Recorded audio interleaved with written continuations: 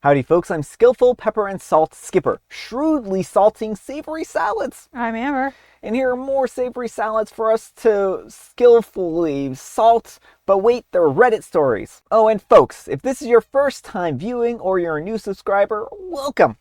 This is a show where we teach you how to tame ferocious animals for the next 20 minutes. No, it is very much not. We probably should not be saying that. And also, we have a live stream coming up on Friday. We do. For more information, please see the end of the video. Let's get started. Alright folks, and our first letter is titled, Am I a jerk for secretly feeding my neighbor's aggressive dog steak until he liked me better than his owner? So, I'm not trying to be the neighborhood weirdo, but I may have created a four-legged betrayal, and now I'm catching heat. I'm a 29-year-old female and I live in a duplex with thin fences and thinner patience. My next-door neighbor, Gary, a 50-year-old male, has a huge German Shepherd named Brutus. He literally hated me, like full-on Cujo energy. Every time I would step outside, he would throw himself at the fence, barking like I stole his bone in a past life. I don't even blame him. I think that Gary trained him to be aggressive. Dude yells at delivery people like it's sport. Anyways, after a few months of Brutus threatening to eat my face, I had an idea. I started tossing him little bits of steak over the fence. Not often, just whenever I grilled or had scraps, and within a week, he stopped barking. A month later, he would wag his tail when he saw me. Well, fast forward 6 months later, Brutus loves me. He'll whimper and scratch at the fence if I don't come out one time. I heard Gary yelling at him, and Brutus ran over to my side and sat at the fence, like he was asking me to help. Well, then last week, Gary knocked on my door. He was livid and said that I turned his dog against him, that Brutus won't listen anymore, and that he won't even eat unless it's from the fence lady. He said that I emotionally hijacked his dog and demanded that I stop interacting with him entirely. I told him that I would stop giving him food, but Brutus still watches me through the fence, like I'm the only one who understands him. And he doesn't bark, he just stares. I swear he looks sad. Now the whole neighborhood is kind of split. Some people think that it's hilarious, and others, including Gary's sister, who by the way also lives in the same neighborhood, thinks that I am a canine homewrecker, and that I should have minded my own business. So do you think that I'm the jerk for steak seducing my neighbor's dog? Alright folks, what do you think? Not the jerk. I mean, if the option is befriend the dog or potentially have the dog eat your face, I think befriending the dog is a good option. And if Gary is like not treating the dog well and the dog is feeling kind of like alone and neglected, like that's not good. Well, a dog that's barking is a nuisance, right? Mm-hmm. And the dog shouldn't be barking at every single person who walks by the fence anyways, right? And I think that with OP feeding the dog steaks, that probably was a little bit on the poor form side, because you shouldn't feed other people's animals, at least not letting them, without letting them know, that is. But I can understand why OP would do this as well, because they truly thought that the dog was, if dog got free or something like that, then it might be like a bad situation and they might get injured or hurt or something. So sometimes the dogs will bark because they have something called like barrier aggression or barrier frustration.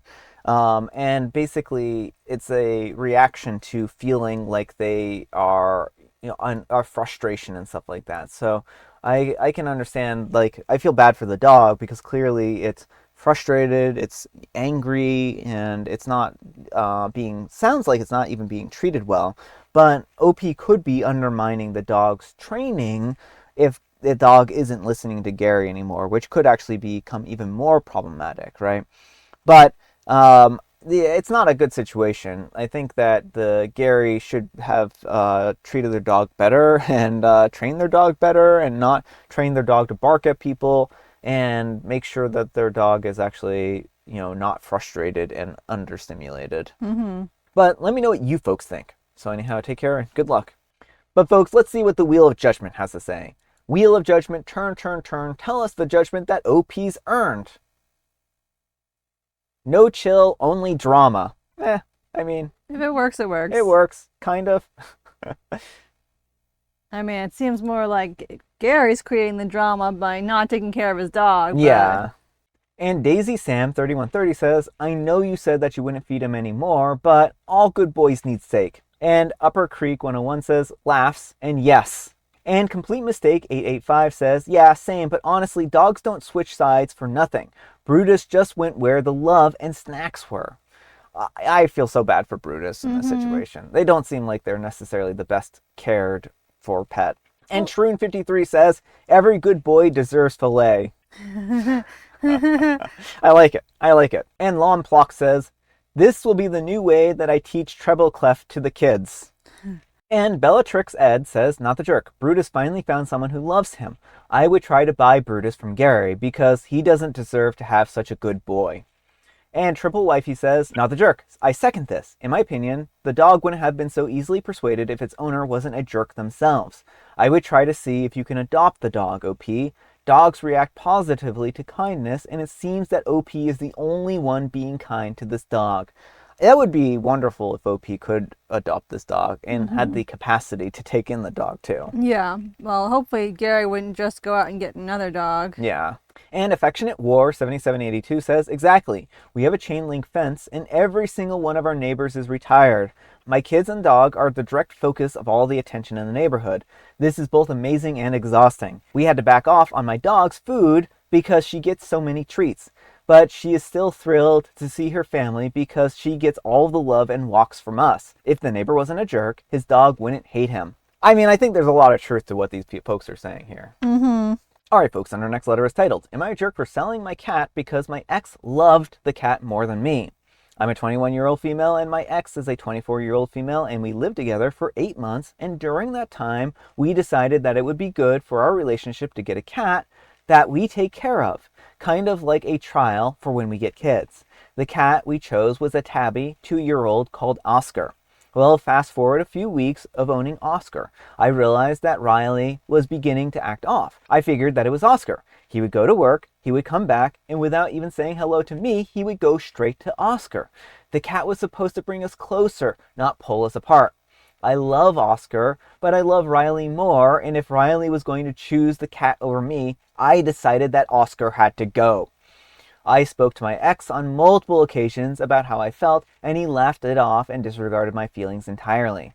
I threatened to sell Oscar or give him to someone else, and he didn't listen to me. So that's exactly what I did. I gave him a warning, and then he didn't listen. I took a photo of my lovely boy and I decided just to post him everywhere, hoping that I would get a reply from someone who was interested and willing to love him. I got a reply 3 days later and told her to pick him up as soon as she could. I felt guilty. Riley wasn't home yet, so he didn't find out until he came home. Riley noticed all the cat stuff was gone and immediately broke down and kicked me out of the house. I don't understand what I did wrong. And the cat was in my name. I bought him, and what I decided to do with him is my choice. I gave Riley a warning, and he ignored me. Am I the jerk for selling my cat because my ex loved him more than me? All right, folks, what do you think? Yes, you're the jerk. I mean, it's one thing if the relationship isn't working. Like, if your boyfriend is neglecting you and not giving you the time of day and only focusing on the cat, like, it's hard to tell from the limited amount of information whether he just greeted the cat but then spent the rest of the day with OP, or whether he was, like, always playing with the cat and OP basically never saw him. Yeah, I mean, I think that this is dependent upon factors like that. If this guy was literally, like, only paying attention to the cat and, you know, not OP at all, then there's a problem there. Yeah. And I think that that is problematic, right? Then this becomes like an everyone's in the wrong situation. Yeah. Whereas if he was just greeting the cat when he came home and, you know, giving the cat like little, you know, pats and stuff, like, that's a different situation. And, but I definitely think that OP, the way she kind of like weaponized the cat and like got rid of the cat to like, because like she knew he was bonding with the cat. And instead of being like, hey, maybe we should split, do you want the cat? She was like, I'm just going to get rid of this cat and force things to go back to the way they were before. Like, that's not a cool way to handle it. I think that OP was severely misguided in this situation. I think that they kind of acted out of desperation, and I'm not justifying what they did.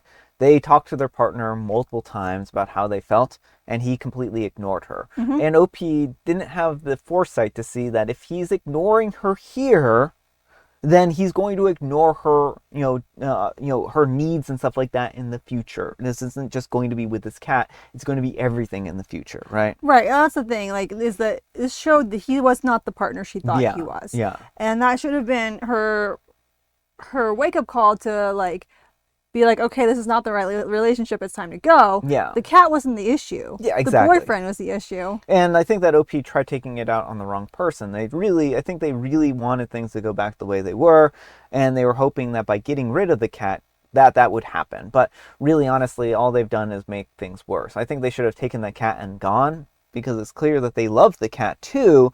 I don't think they really wanted to give up the cat, but I think they were trying to save the relationship. That's at least how I kind of read the situation. I mean, I think you should have just let him have the cat. Like, because if you're willing to give up your cat over a partner, you shouldn't have a cat.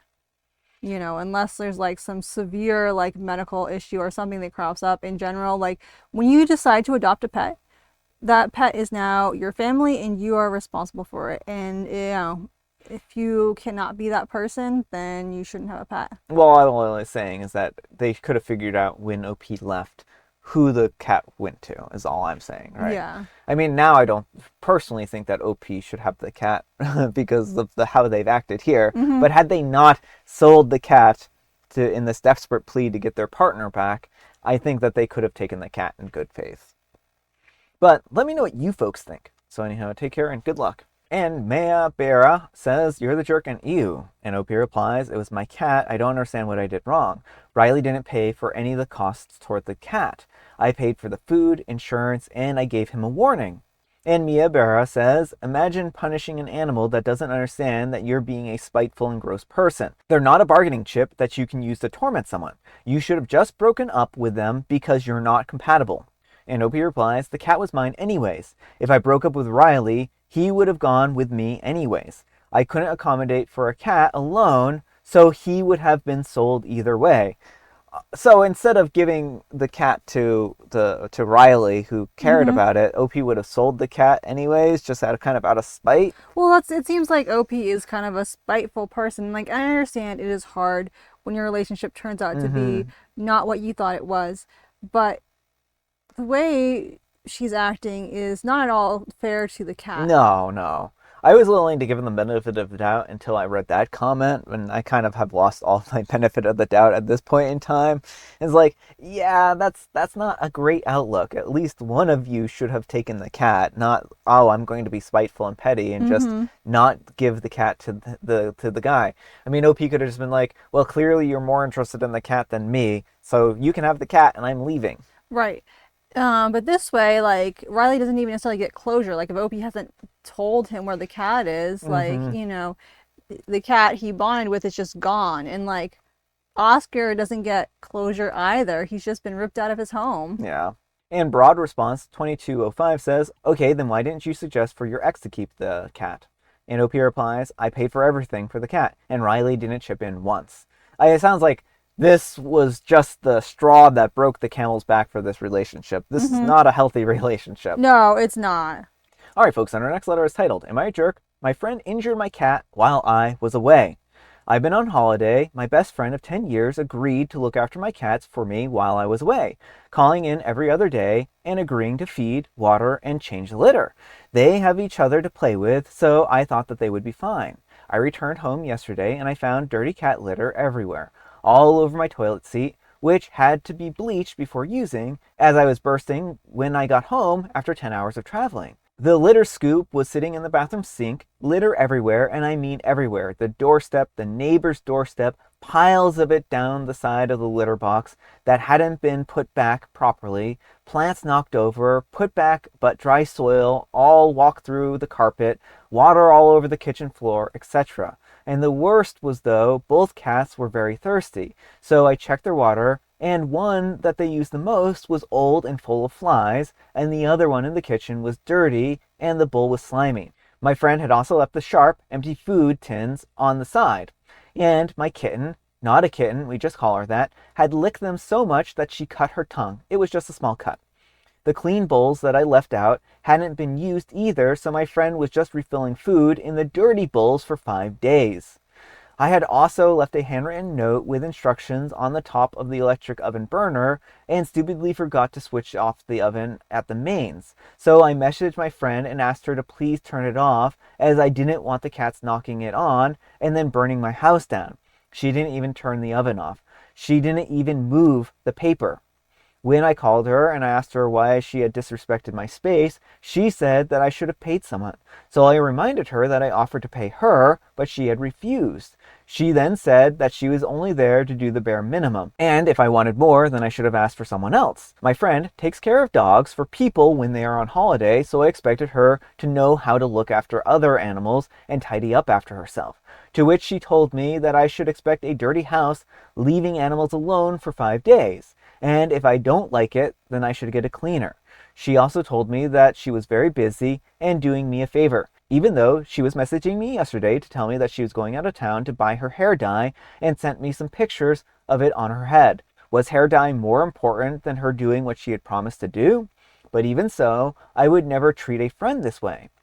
I said that I'm not her client and I'm her best friend, and I would never leave her animals or her house in that state. And if she had told me that she would only be visiting for 4 minutes, I checked the door cam, then I would have had someone else do it. Then I told her to go away and I put the phone down. And then I just hung up on her. Now I'm thinking that she did put food down and did put water down and she did clean the litter trays, but she was just very sloppy. So maybe I am the ungrateful one. All right, folks, what do you think? Is OP just being ungrateful? No, what she did is despicable and disgusting. When you agree to take care of an animal, that means you give them like regular water changes, Yeah. you give them food in clean bowls. Yeah. You don't basically make them rot in filth. Yeah. And honestly, I would be tempted to like document this and post it to wherever she gets reviews for her pet sitting, because like this is really this is not even questionable. This is completely unethical behavior, and people, if they're entrusting her with their pets, should know what she does. I tend to agree with you. Maybe that would be the best way to handle this situation.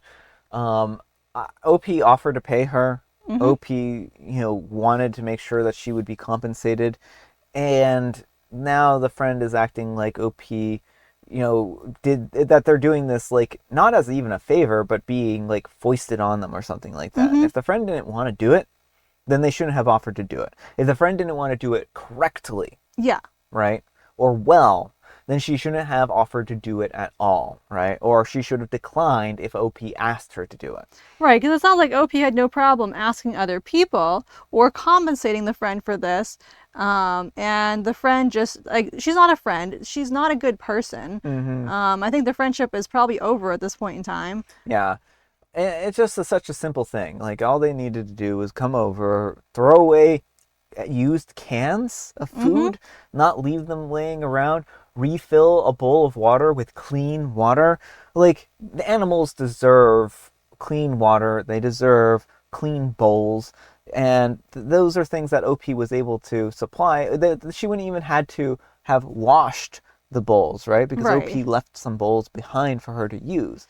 So, I don't know, like, this just feels like pure neglect at a certain point. It does. It absolutely is neglect. And the fact that she's trying to justify it, like, there's no justification for this. I don't care how busy you are. When you choose to take care of an animal, that means you treat them with basic dignity. Would you like to drink out of a bowl with crusted over with flies? Yeah, exactly. But let me know what you folks think. So anyhow, take care and good luck. All right, folks, it is tea time. Grab your beverages of choice. I've got some tea right here, and Amber, she has a joke. Why did the clarinet player go to the library? Well, I can tell you exactly why the clarinet player went to the library. It's because they were Squidward from SpongeBob, and they were trying to get away from SpongeBob because they thought that maybe going to the library would be a way of getting away from SpongeBob. But what they didn't realize is that SpongeBob is actually an avid reader. And so when they went there, they were then faced with SpongeBob the entire time, and but SpongeBob was much quieter in the library and not laughing quite as much because, the whole library quiet thing. And so instead of what actually ended up happening is Squidward got kicked out of the library because he got so mad he started yelling at SpongeBob, who he thought was being annoying in the library because SpongeBob was sitting there quietly reading and maybe making tapping sounds or something like that, very light, kind of annoying nuisance-y types things. And Squidward finally blew up on him in the library and was like, "Shh, this is a library, you need to leave." And so Squidward couldn't even go to the library with his clarinet anymore, and that was the end of that.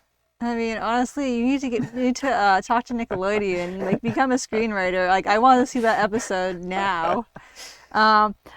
Because they needed a new read. Ah, very good. Very good. I like that. And today is World Book Day, and it's also National Picnic Day. That's horrifying. The whole world has turned into a book today. I don't know how gravity even works anymore. I think we're going to have to survive this day in terror, folks. In terror. And I have licorice spice. Alright folks, that's all the time we have for today. Thank you so much for watching. Happy wonderful Wednesday, Hump Day, Friday, Junior's Eve. Amber, we need some kind of moral advice and or guidance. And please, how about a haiku for Haiku Wednesday? Animals deserve a loving home. If you can't provide, don't get one. I like that moral. Thanks so much for watching, and we'll see you all tomorrow. Bye!